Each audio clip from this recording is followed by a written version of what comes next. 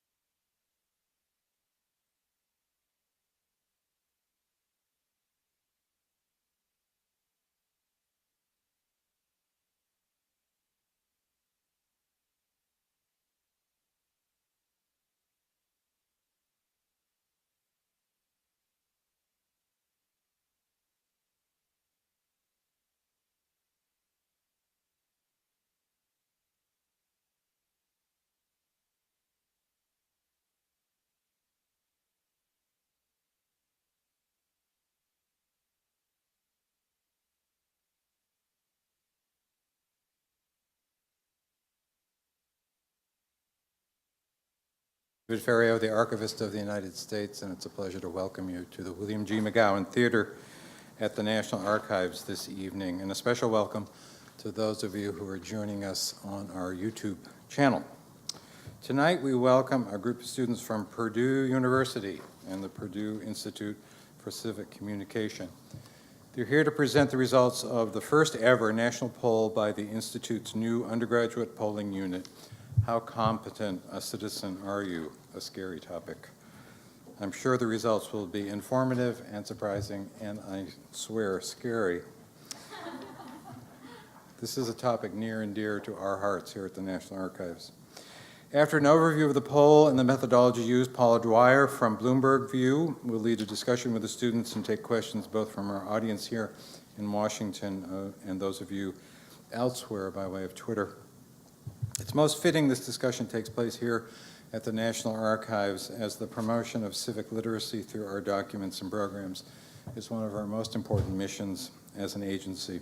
For years, our popular education programs have made history and civics more engaging and more educational for students and teachers. Before we get to tonight's program, I want to tell you about two programs happening next week in this theater.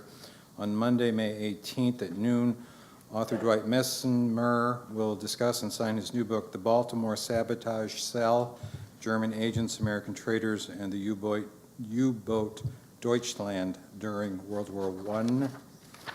And on Thursday, May 21st at 7 p.m., we have another program relating to our current exhibit upstairs in the O'Brien Gallery's Spirited Republic, Alcohol in American History. We'll be looking at Boardwalk Empire behind the scenes of the HBO series, a panel including actress Gretchen Mol, author Nelson Johnson, executive producer Terrence Winter will discuss the creation of the series and the methods used to recreate the historic events in Prohibition-era Atlantic City. If you want to know more about these and all of our upcoming programs and events, there are copies of our monthly calendar in the lobby, as well as sign-up sheets where you can receive it in regular mail or by email. Another way to get more involved in the National Archives is to become a member of the National Archives Foundation. The foundation supports all of our education and outreach activities, and there are membership applications in the lobby. And a little-known secret that I keep telling everyone about, no one has ever been turned down for membership in the foundation. And now to get started and to introduce tonight's program, I'd like to turn the microphone over to Katie Cahill and Robert Kulzik. Katie is a PhD candidate at Purdue University in the Department of Political Science. Her major field is public policy, with minor concentrations in comparative politics and public health. Robert is currently completing a PhD in political science from Purdue. His dissertation examines the role of state economic bureaucrats in the process of financial liberalization. So please welcome Katie and Robert.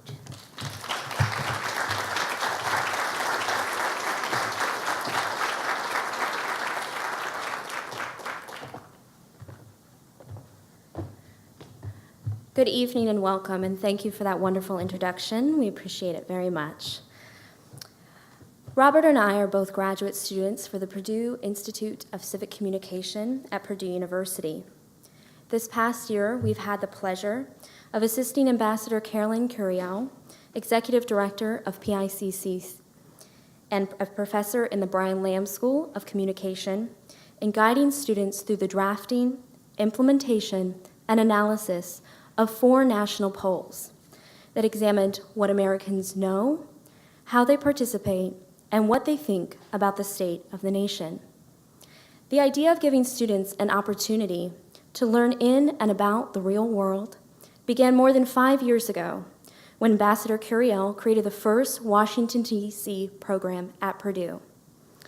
Since then, using a grant from the Daniels Fund of Denver and through the support of key partners, including Purdue's College of Liberal Arts under the direction of Dean David Reingold, and the Purdue ICC Advisory Team, the Purdue Alumni Association, Penn Schoen-Berland, and C-SPAN, PICC has evolved and grown, leading us all to this moment and to this stage tonight. We have also been blessed with wonderful students who are sitting amongst you in the audience tonight, as well as their families. Families of our students have supported us in so many ways, and we appreciate their time, efforts, and energy. We would also like to especially thank Terry and Sandra Tucker, grandparents of PICC's student Allison Tucker, as well as the family of Caitlin Harris, another one of our PICC graduates, for their generous donations that fund our PICC activities and our student scholarships. If the PICC advisory team, partners, donors, parents of PICC students, and the ambassador would please raise their hand, we would like to congratulate you on all of your efforts and on helping these students achieve what they have done so far.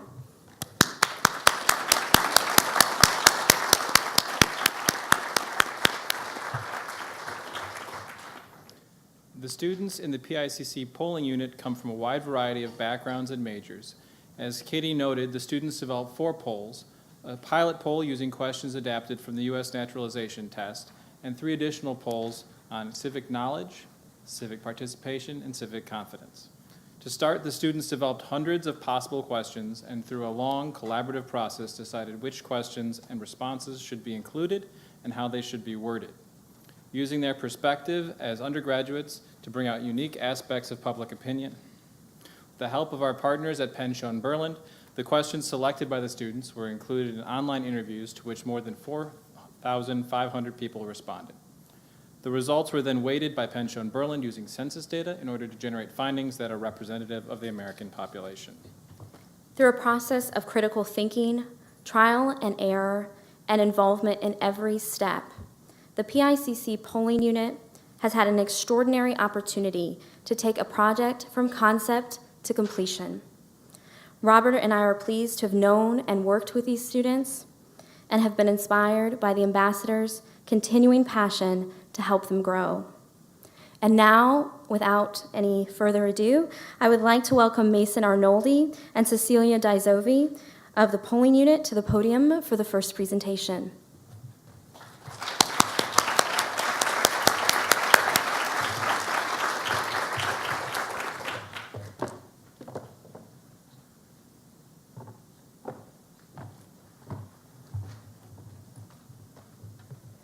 Good evening, everyone.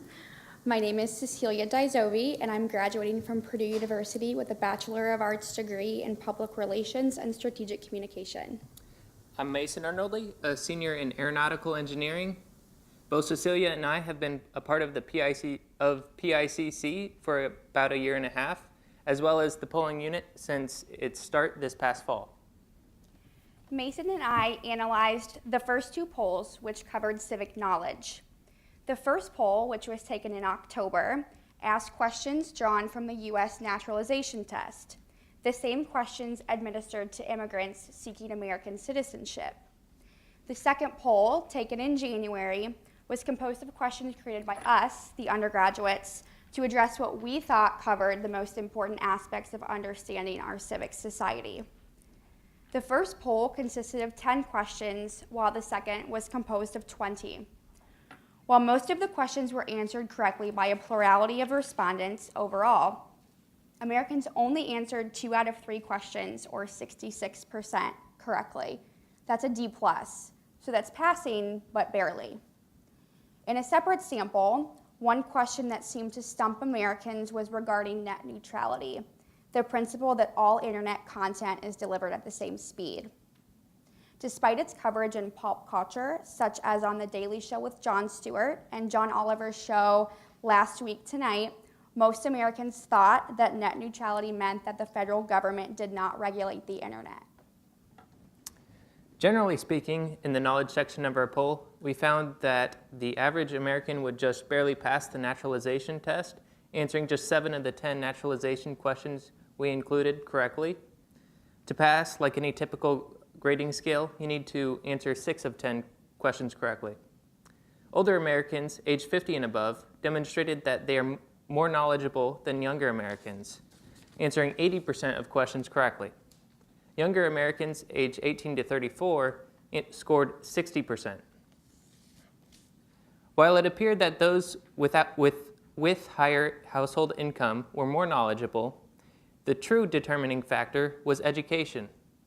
This is interesting because it suggests that you can't buy civic knowledge. It has to come from education. In some cases, those with high levels of education were more than twice as likely to answer correctly compared to those with less formal education. Race and gender were also significant delineators in the data. White Americans, on average, answered questions correctly more often than Black Americans and Hispanic Americans. Also, men did better than women by a large margin on some questions. We will more deeply explain our results from these polls in a panel discussion with our moderator later on in this presentation. But next, let's hear about the poll on civic participation and its results.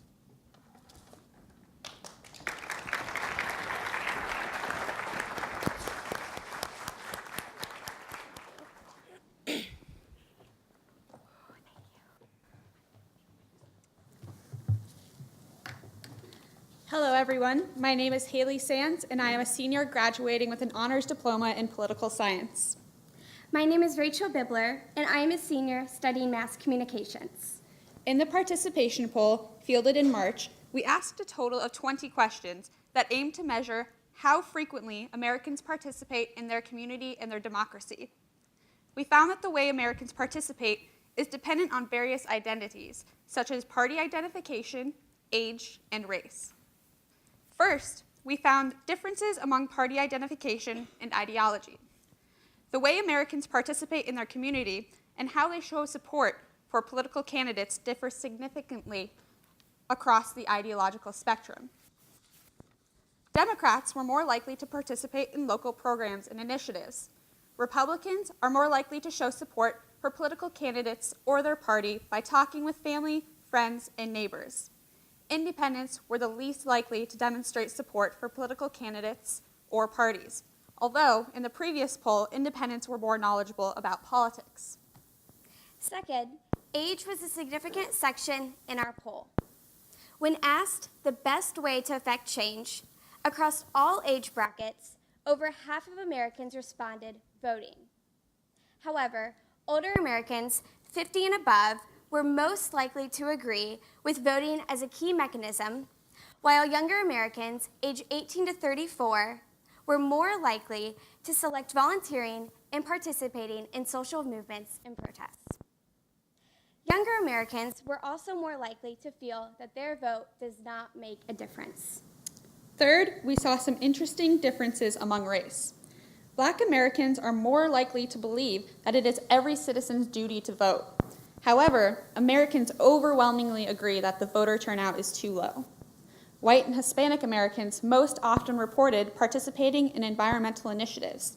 Black Americans most often participate in poverty relief, mentoring, and education programs.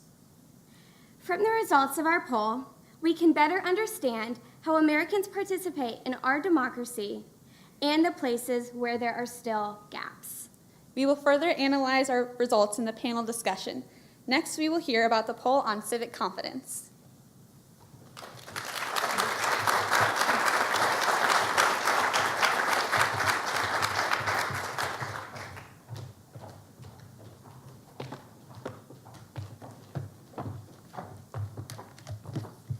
Good evening, everyone.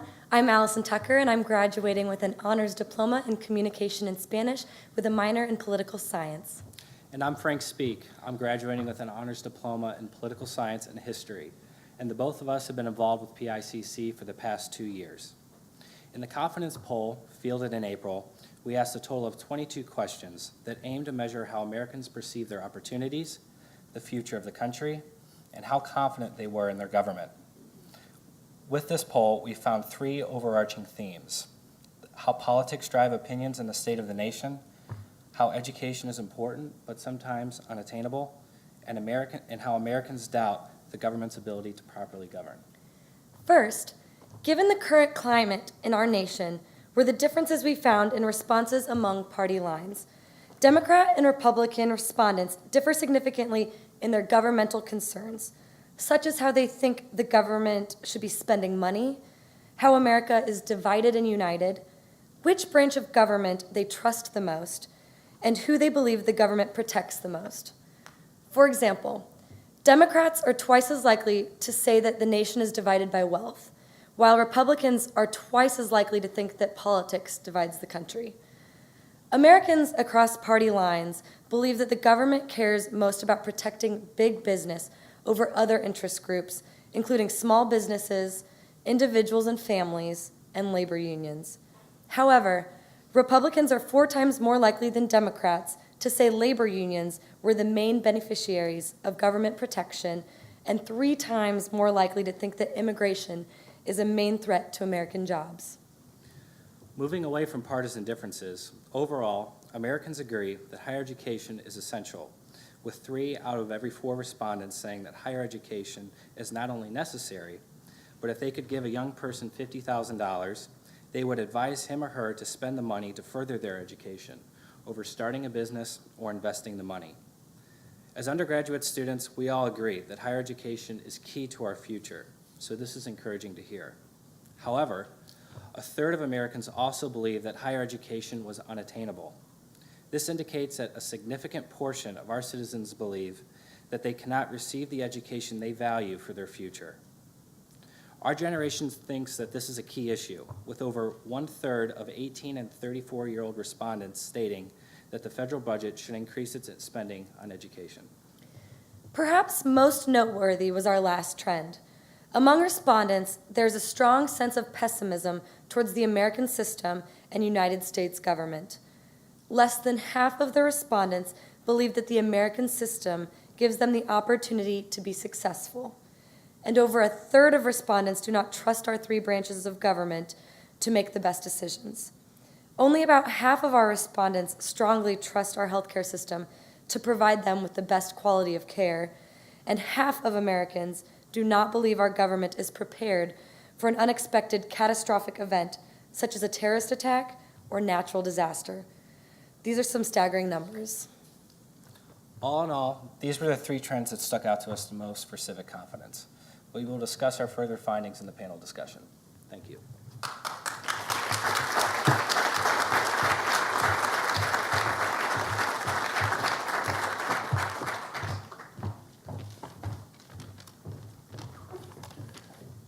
Good evening. My name is Jonathan Goodwin, and I'm graduating with an honors diploma in political science. Joining us now to moderate the discussion is renowned journalist and fellow Boilermaker, Paula Dwyer.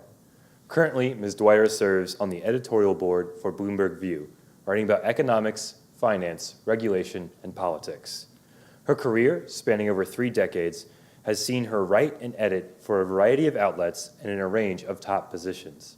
She's led the London Bureau of Business Week and acted as the deputy business editor for the New York Times, where she managed coverage of the 2008 financial crisis and the federal overhaul of healthcare.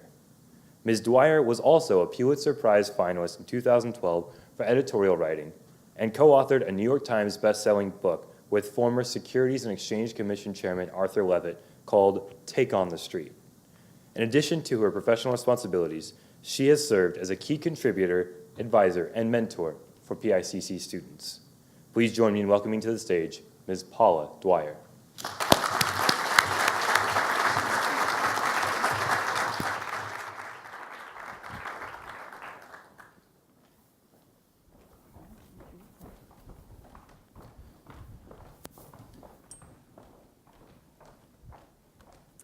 So good evening, everyone, and thank you very much, Jonathan, for that nice introduction.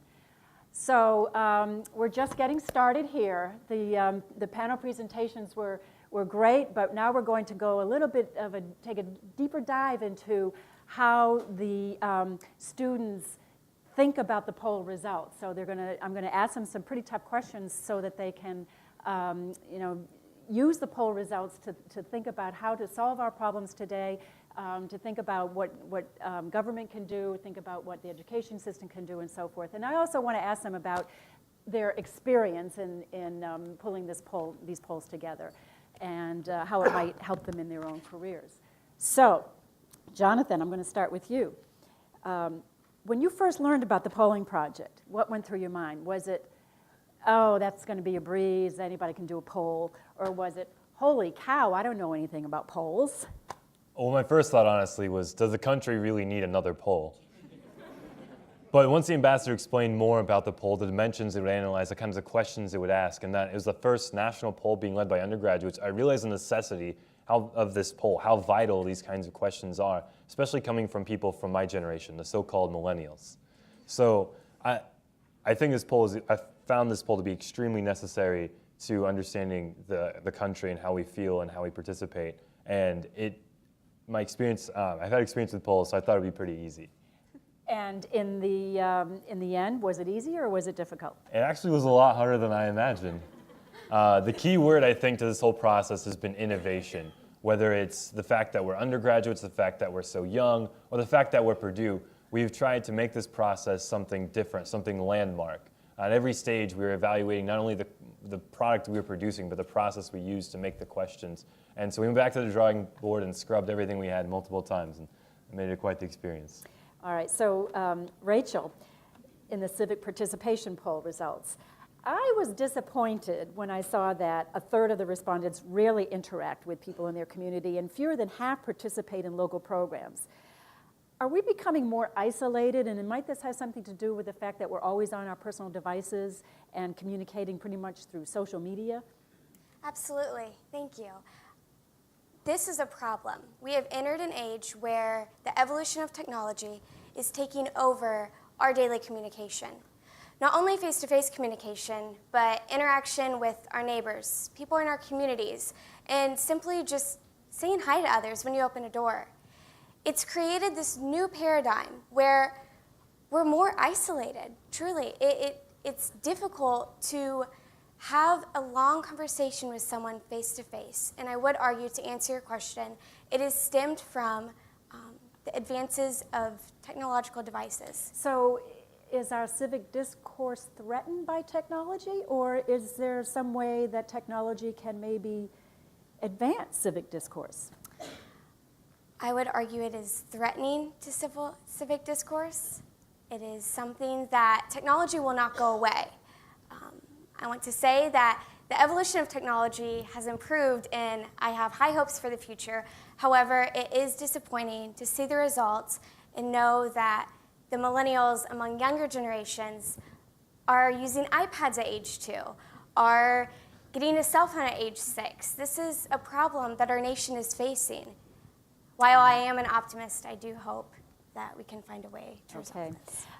Allison, so in the civic confidence poll, Americans were divided over many things, whether we're more divided by race or by wealth. But the one thing that they weren't divided on, it was across all parties, is what government most protects. And most people said that's big business. What are your thoughts on that? Well, yes, thank you. There were 3 areas that respondents said that our country is divided by. That is wealth, race, and politics. But over the past couple of years, it's been big in the news that you see the top 1% of income bracket controls the vast majority of the economy or money. And that has been mentioned in a lot of different political campaigns, especially the past 2 or 3 presidential elections. It's been mentioned, how do we fix this income inequality? And so I think it's really easy for the population to attribute, when the government's talking so much about it, that they're protecting these big businesses with that high level of wealth. And so it's not always the government causing that or protecting that, but it's easy when it's such a big focus. So this is to how attribute people are that. processing this idea of inequality, that it's coming because the government is protecting big business. Interesting. All right, well, Cecilia, in the classroom, as you met and you were deciding on the questions to ask, how hard was it to arrive at a group consensus? I don't know if you guys would agree with me on this, but I think that was probably the most difficult part of the entire process. So for each poll that we did, obviously, as it was said before, we wrote all of these questions. And not only did we write all of these questions, but we wrote all of the answer choices that went with the questions. And so we came in for one poll with 400 original written questions by us. And narrowing down the first 300 was probably the easiest part of the whole thing. But then the last 100 that we had to narrow down to 20 was really difficult, because not only did we want to make sure those questions were not leading or biased, but we also had to make sure we had the right answer choices to have what we wanted to measure. So we wanted to have enough answer choices, but not too many, and make sure those were also not leading. So I think narrowing everything down and coming to a consensus on what we all thought was the most important thing to measure was probably the hardest part of this whole project. Can you give us an example of something where you were going at it in the classroom? Yeah, actually, I remember one specific question, not to pick on you, Frank, but I remember one specific question about whether the American system gives us the full opportunity to be successful. And we could not figure out a way to ask that question that was not leading or biased. And we sat probably for about an hour and looked at that question and how to write it so it wasn't leading or biased. And then after that, we just kind of were like, this is the best it's going to get. So. But you worked it out. Maybe there's a lesson for our Congress there. Yeah. Right. Yeah, they should be here. All right, so Mason. The civic knowledge poll results. So you would give Americans overall a D+. That is not very good. Is there anything in that poll that makes you optimistic? Or was it all pessimism? Well, a D plus is not a very good grade. That means you got 30 to 40% wrong. But I do think there is some good news out of what we've seen in the data of our knowledge poll, and that is that we've identified at least one way that we can change that, and that is through education. So like I said earlier, you can't necessarily buy more civic knowledge by earning more money, but by continuing your education, you can improve on your civic knowledge. And one thing I'd add to that is that, or another good thing kind of along those lines, is that we've determined that, at least in some areas, Americans know the basic building blocks. So they could identify, for example, the 3 branches of government. It was when you ask more detail, and maybe where they need to be more educated is on the details. So they couldn't answer, what does the Supreme Court do, for example? Yeah. Well, Haley, what are your thoughts on what could be done on a local, state, or national level to entice more Americans into the voting booth or to participate in their democracy? Absolutely. I totally agree with Mason. The key to this is education, but it goes further than that. There needs to be an equal access and equal affordability to education, and this goes for all levels, not just higher education. We found that Americans feel that public schools are not as good of educators as private schools, so that points to maybe a need for more money to send your kids to the best school, which it doesn't seem fair. And then going off of that, there needs to be some sort of mandatory curriculum where Americans are learning about civic knowledge. So to be able to graduate, for example, maybe every high school senior has to pass a naturalization test to go out into the real world. I think that's not such a bad idea. And going off of that, it's just so empowering to know more about your government and to know that you can actually make a difference. And the only way that you can know that you can make a difference is through education. Well, speaking of education, Frank, in the Civic Confidence poll, about 3 out of 4 respondents said getting a higher education is essential. And yet the bad news is that a third of them also said a higher education is not attainable. So what should we do about that dilemma? Well, that's a big question and a good one nonetheless. And I think a lot of people are realizing this dilemma, and certainly higher education institutions. For example, a couple weeks ago I read an article that Stanford University is helping pay for their students' tuition if their family is making under $125,000 a year. Doing expanding, I guess, Pell Grant opportunities for lower income students to make higher education more affordable and accessible is a step in the right direction. And also, there's a new thing that I read about is a pay-as-you-go program where you go out, you get your college degree, and when you go out and find a job once you've graduated, and then 10% of your income that you make that month is taken off, and it goes towards applying for education. So I think the cost is a very overwhelming thing for Americans, especially in the lower socioeconomic sectors. But we're moving in the right direction.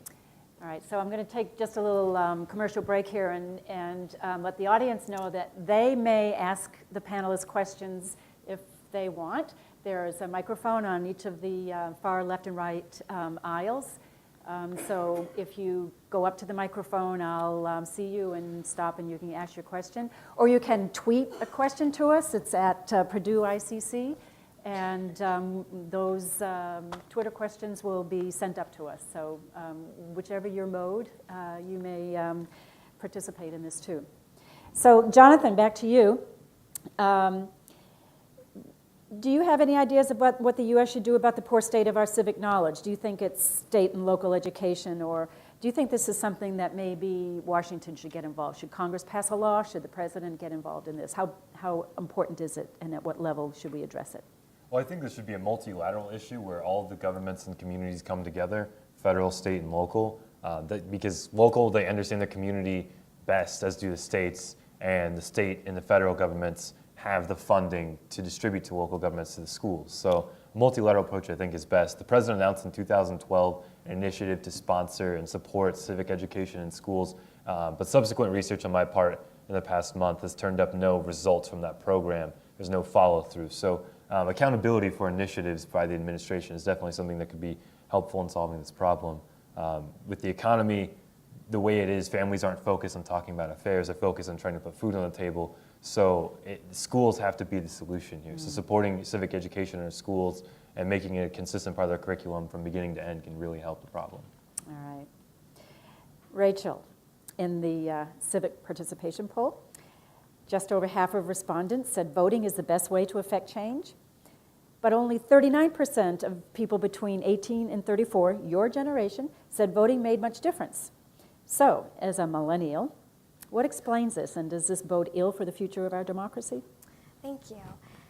There is a large gap between Americans ages 50 and older and my generation, the so-called millennials, ages 18 to 34.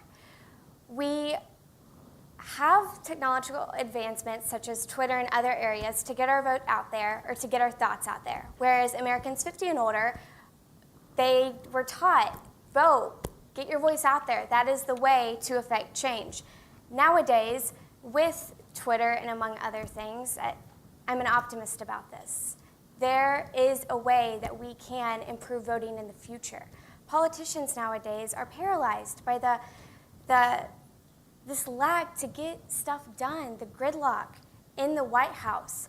While millennials, we might be not enthused by the long lines or the lack of initiative, I have hope for the future that with technological advancements, we can improve voting and get things done faster. All right. Well, maybe what the millennials would do is go around Washington and just get it done themselves and not wait. Yes. That's what I'm hoping on. Allison, only about 51% of the respondents in the Civic Confidence Poll believe the American system gives them an opportunity to succeed. What does that say then about your generation's future prospects?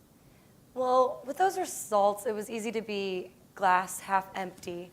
Only 50% or so are kind of optimistic about where we're going or what our current status is. But when we looked closer at the data and answers from specific demographic groups, I think it pointed out some current issues in our country. Almost 20% drop from male to female in their confidence in the American system. So, and their ability to be successful. Women do not feel that the system is allowing them the same opportunities in comparison to what men felt. I know there's a lot in the current climate about that. Mm-hmm. So I really am optimistic that that can be changed for the future and women can feel that they are just as equal and they have the same opportunities in the future as well. And I know I'm going to continue what we keep saying. Lower education people with lower levels of education did not feel that they had the opportunity to be successful either. And there are many jobs that go unfilled because there are not enough trained candidates or educated candidates for that. So I think if we can find ways to make higher education or more training available, that they can feel that they are more successful. Now, interestingly, Hispanic Americans were the most optimistic about their future prospects, and yet it was the Hispanic Americans who gave the most incorrect answers. So what do you make of that? Well, in the past couple of decades, there has been a large wave of immigration from Latin America, and whether these respondents have been personally affected by themselves immigrating here or by friends and family, I think they have come to a place with high hopes and a lot more optimism and seeing the better opportunities they have here, and they're striving for a better life here in our country, whereas maybe black and white Americans who have been born here are taking for granted what they've had in this country all along, and I think it's easy for them to feel a little more pessimistic about our country. All right. Well, Cecilia, in all four polls, as the income and education levels increased, so did the ability to answer correctly. A lot of polls picked that up.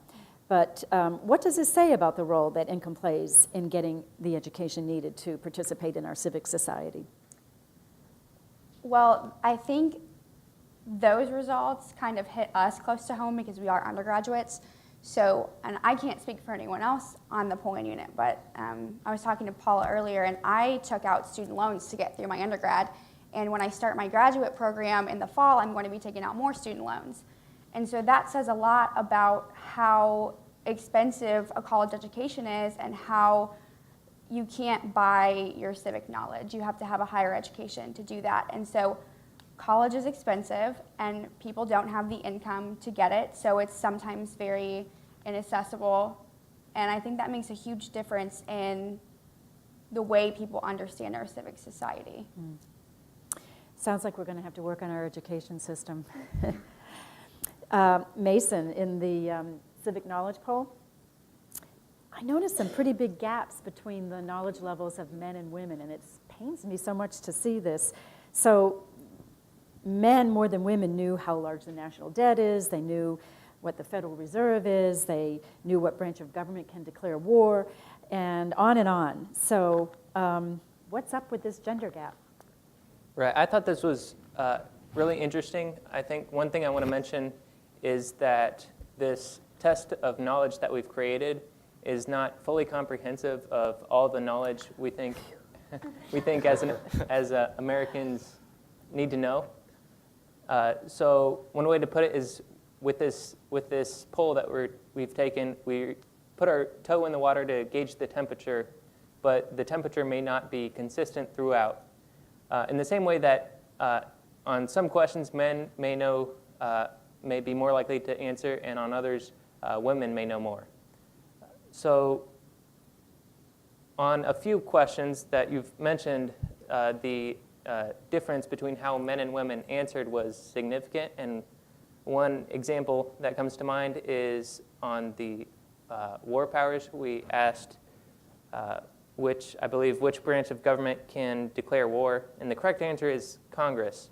And men were about twice as likely as women to answer that question correctly. So we can't say for sure why. On certain questions, men may be more likely to answer correctly, but we'll be doing more polls in the future, follow-up polls to this, the ambassadors' classes and PICC, the polling unit. We're hoping to continue this, and that'll be something we may look into in the future. All right, well, I'll get out there and have to do some prep with the women respondents, I guess, huh? All right, let's take a break. We have a question from the audience, please. Hello. I'd like to thank you all for being here tonight and sharing your findings with us. My question has to do with education. The education system for students and kids is already there, so we have a platform that we could change civics education for them.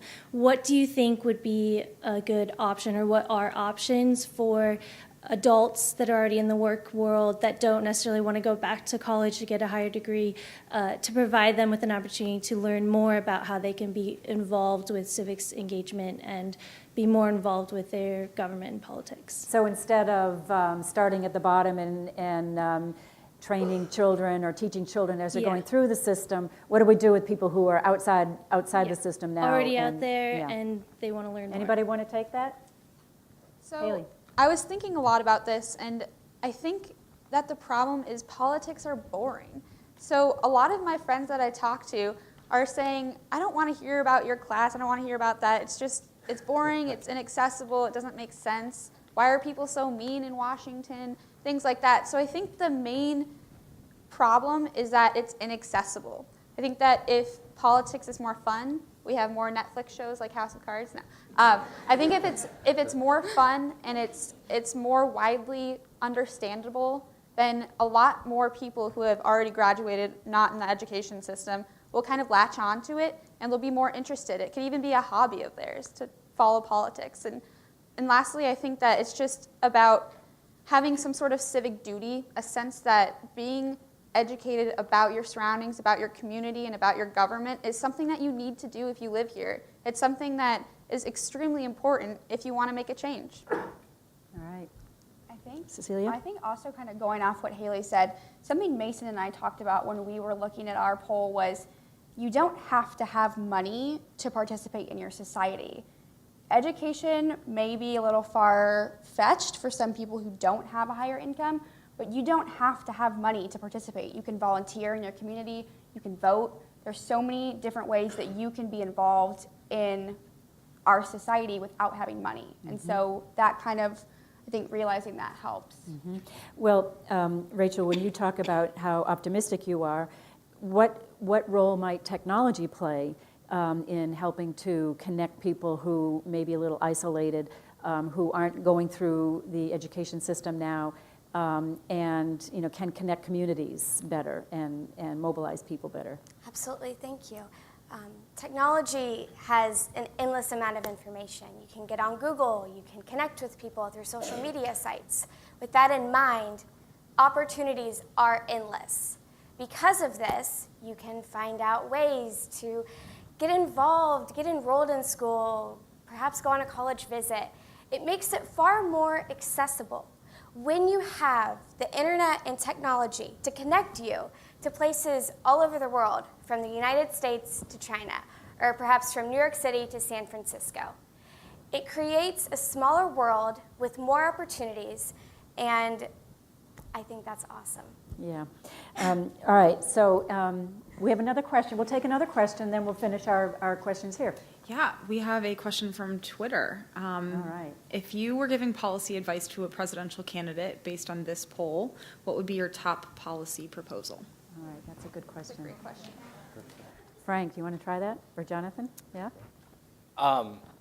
It's so hard because the amount of data that we had to go through, and one of the things that I thought would be interesting to look through the data is if I'm a presidential candidate, what is the ideal constituent? What is the ideal person? What is the background of the person that is most likely to go out and vote? What is the background of the person that is most likely to go out and donate money to get their friends to vote? And so, if I was giving advice to a candidate, it would be just that, sifting through the data and seeing what are the things that I need to do to motivate people to turn out into the polls and to vote for me. Because if you're running an election, you obviously want to get the most amount of votes to win that election. And so that would be it. Voter turnout. Okay, yeah. Jonathan, what do you think? I think the top policy, and I hate to sound like a broken record, but it's education. It's recently been discovered by Pew, the Pew Research Center, that millennials are the largest group of, the largest generation in the workforce. We are taking over as we get older. So to target millennials, create millennial-friendly policies, I think that's the most politically viable option. And education has been number one in the hearts and minds of millennials everywhere. So I think that producing that kind of policy, whether it's making education more attainable from K through 12 to higher education, making it better, making it more attainable, making it more accessible, I think that should be a politician's top goal, because even not just targeting millennials, but no one can really argue that education is bad. So there's no political loss there.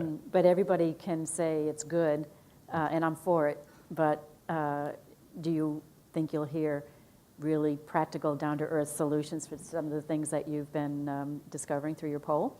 I don't expect to find them coming from the population, given that most people think the government doesn't regulate the internet. But I do think that politicians can work with think tanks. They can look to other countries and model our education system to match American culture, American ideologies to the very best educational methods in the world. All right. So, Haley, in the civic participation poll, 82% of your respondents said they recycle, but only 20% said that they get around without a car. Does this make you optimistic or pessimistic about our stewardship of the environment?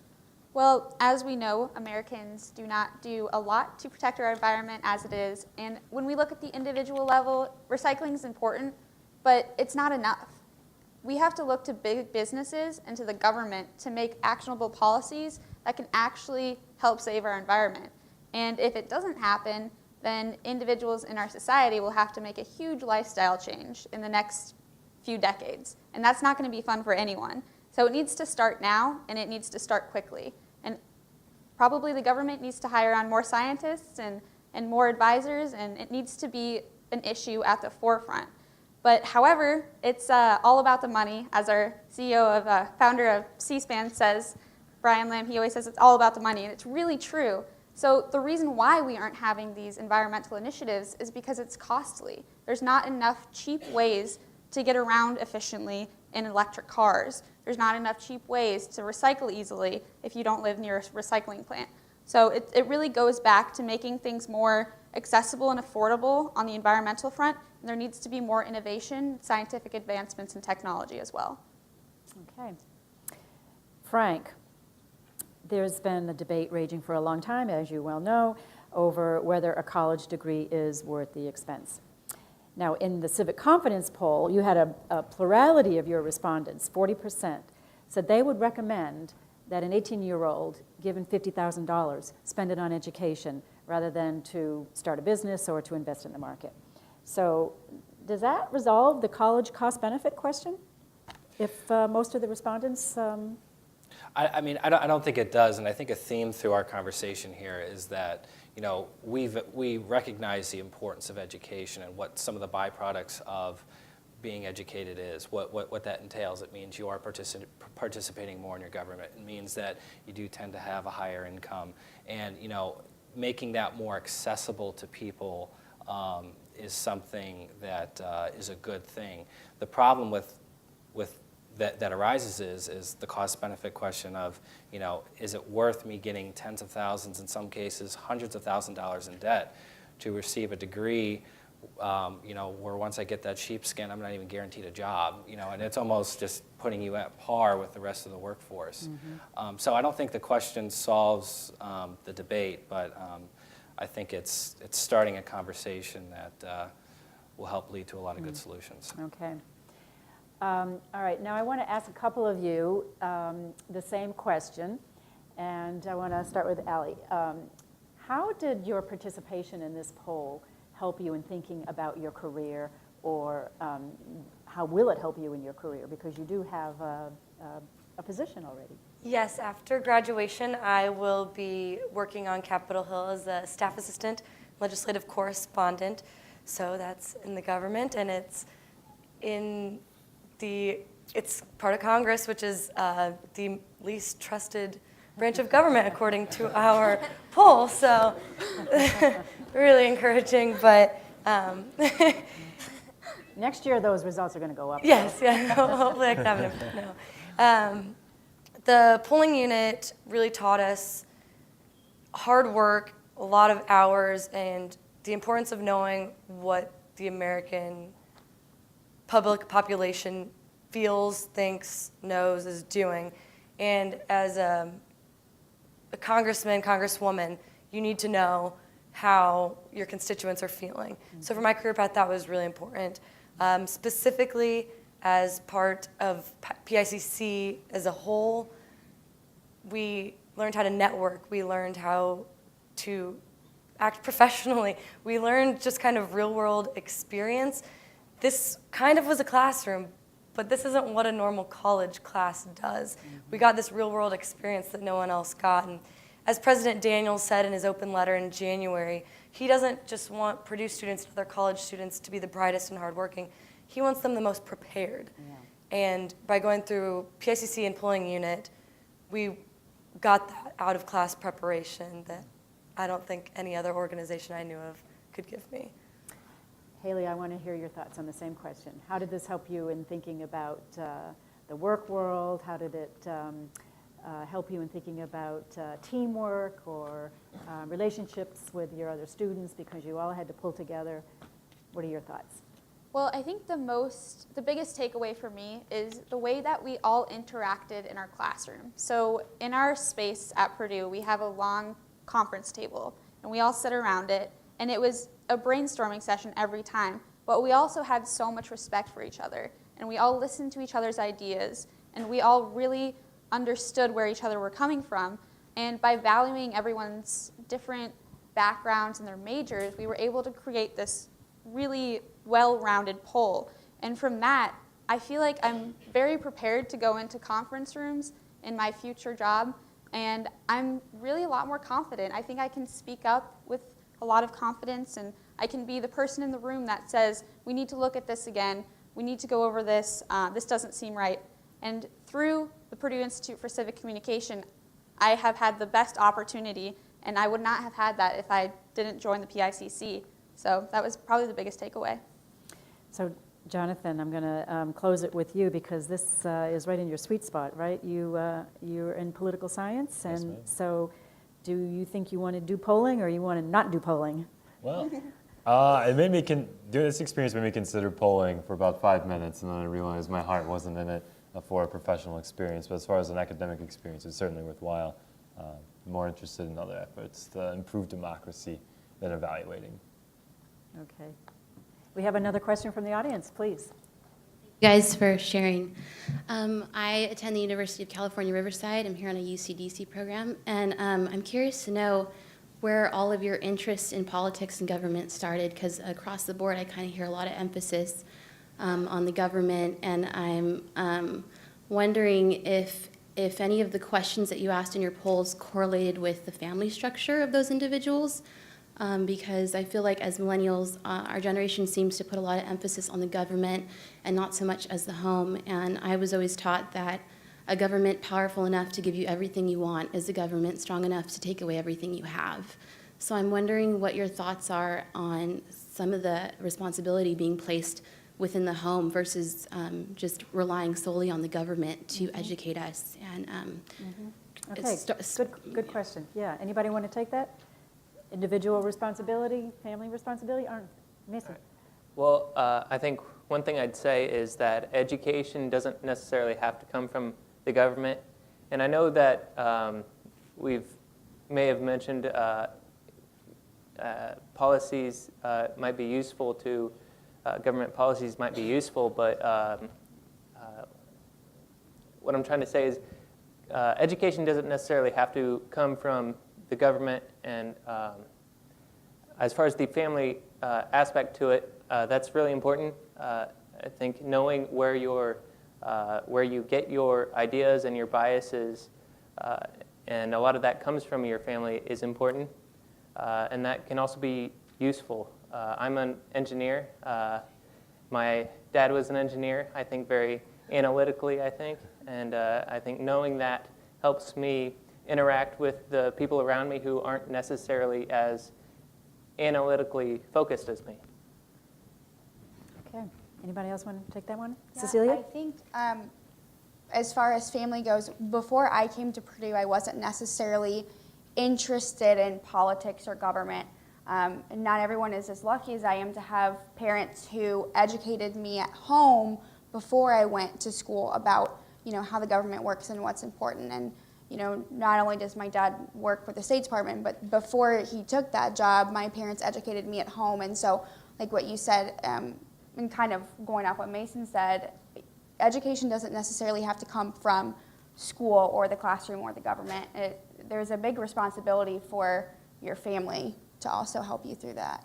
Mm-hmm. Okay. Frank, did you want to add? I guess to add to that, I would just say that it's the role of the government to make sure that education is accessible for people, and that the best education would be the ones where the individual is out seeking it themselves and kind of not just having it be applied to them, whether through a third party or from their parents.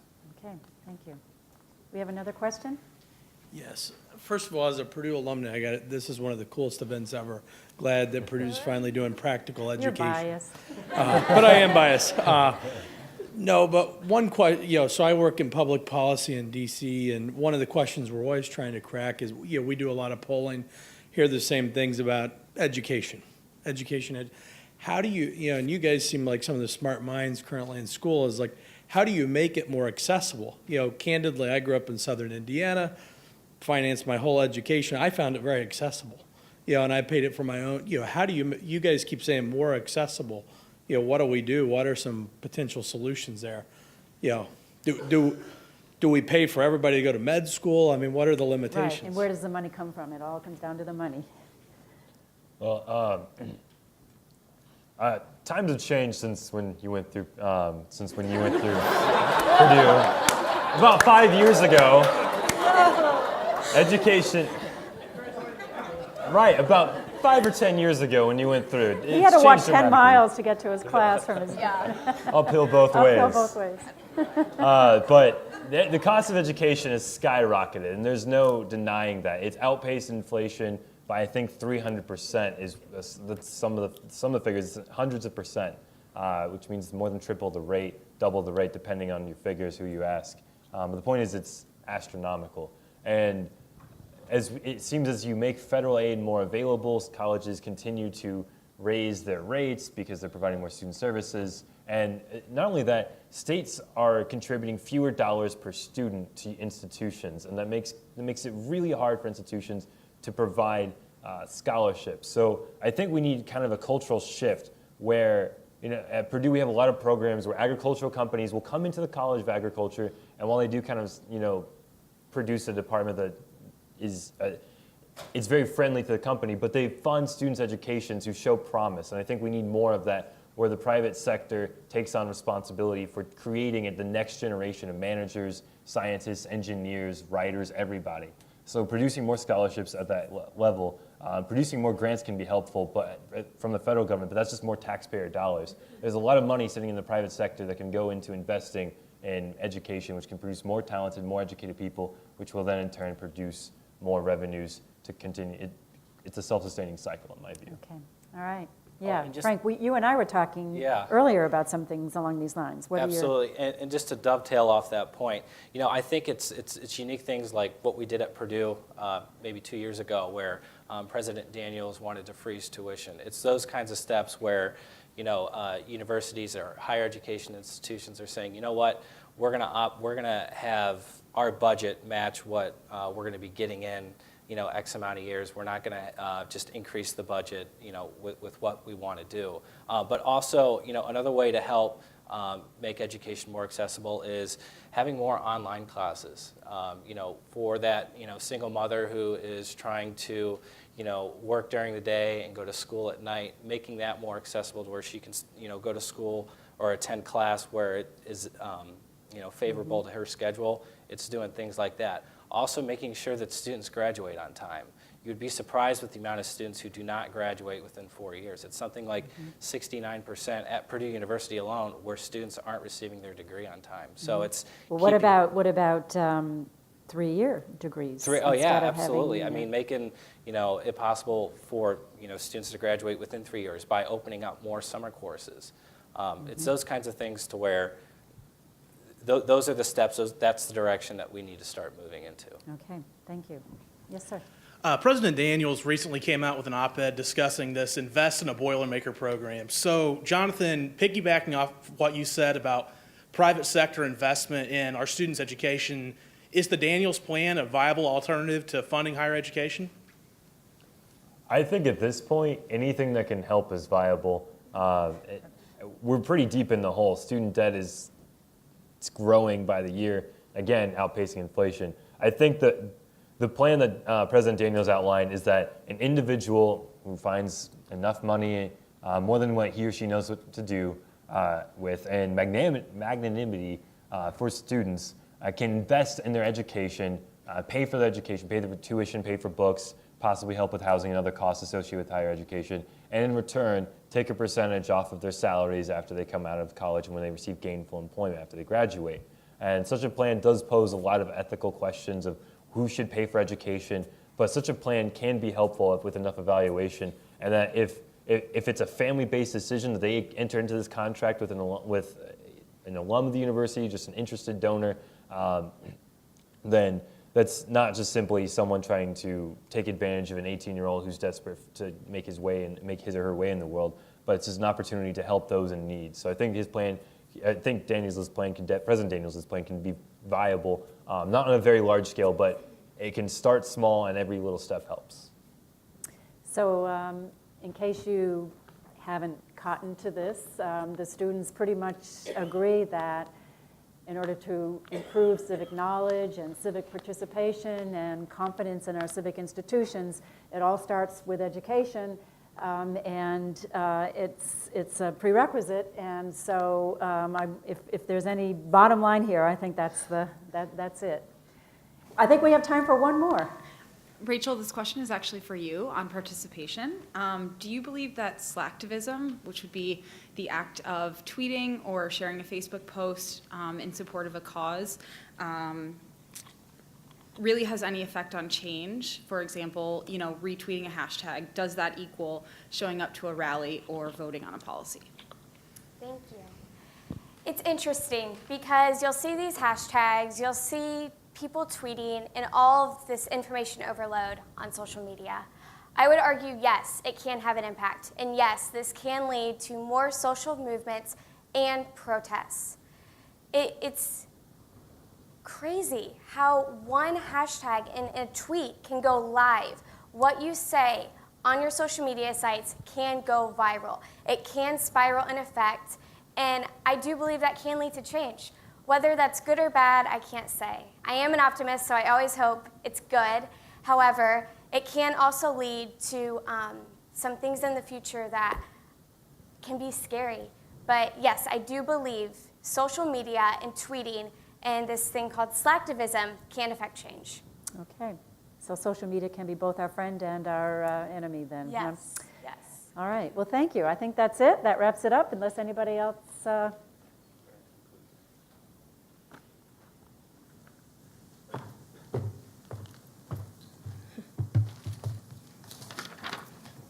Good evening. My name is Liz Bitzer, and I'm a senior studying public relations and strategic communication. On behalf of the polling unit, thank you for being a wonderful audience. We'd also like to thank Paula Dwyer for being a wonderful moderator. This is the first polling project, and it was a very unique learning experience. We were able to grow in an unusual kind of classroom setting, and we all grew as individuals.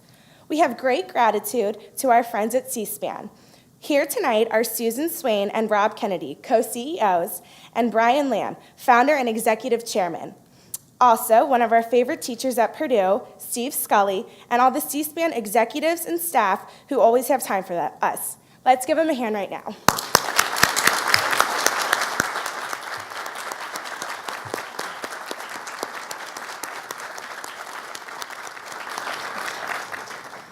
Without the constant leadership and support, guidance and encouragement from the PICC Executive Director, this presentation, this poll, and this hands-on learning opportunity would not have been possible. We hope that you all were intrigued and excited by our findings and follow the new results next year. We would now like to invite you to attend the reception located in the National Rotunda, hosted by the Purdue Alumni Association. Thank you, and boiler up!